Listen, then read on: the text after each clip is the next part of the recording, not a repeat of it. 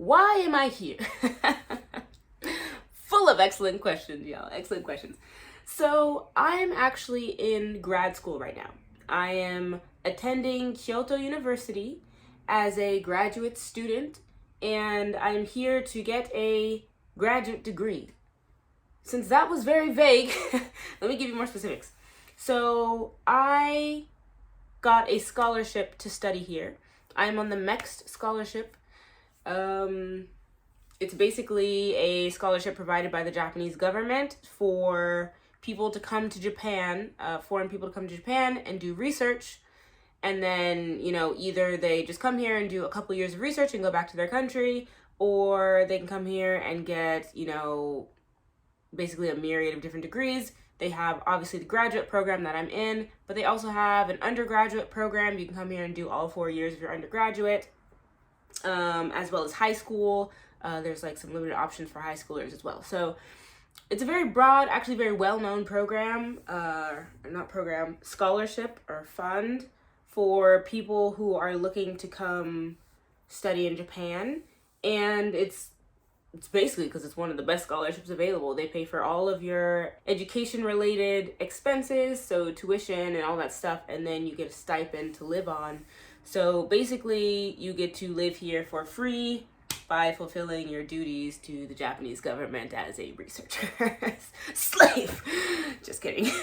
So, yeah, that is what I'm on. I'm here on the MEX scholarship. I came in April of 2019. And so I've already been here for 3 years on that scholarship, during which time I completed the master's program for medical science. Next question. Why Japan? Why did I choose Japan? Why am I here living in Kyoto? Why did I get this scholarship and come live here, and I've been here all these years and it just don't make any sense? I know. It's difficult to explain this question because I feel like, we don't really have good reasons for why we fall in love with things, but yes, my love for Japan started around junior high school.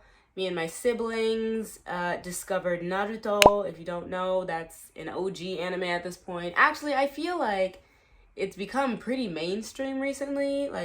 You guys know I was back home in California literally last week, and that was my first time being back in 2 years, and anime is I feel like it might be cool now. I don't know. I didn't talk to any youngins while I was there outside of my family and friends, but I feel like I saw a lot more anime merchandise than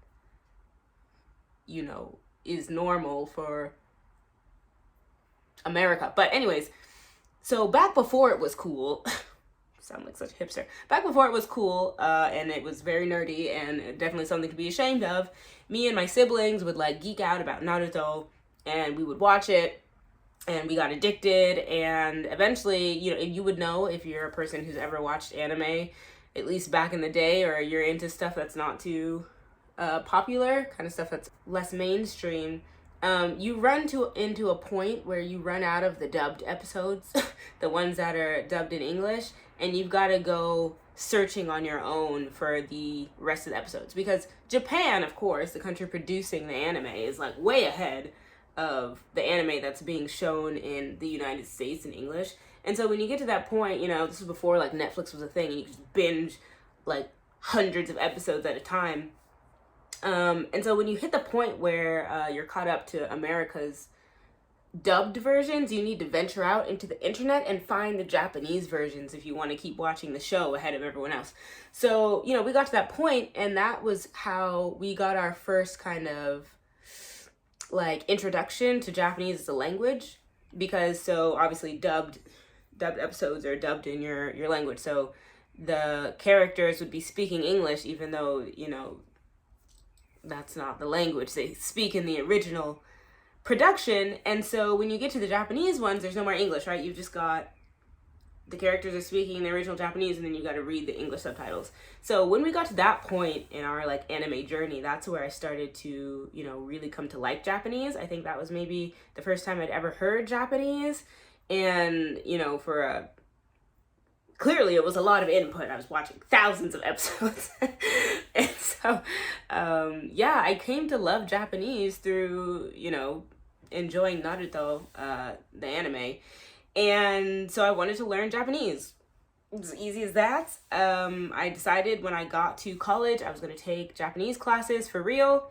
But up until I got to college, I had to study on my own. Me and my sister tried to do Rosetta Stone. It was a hot mess. We learned things like Jusu wo nonde imasu, and it was really not very helpful at all.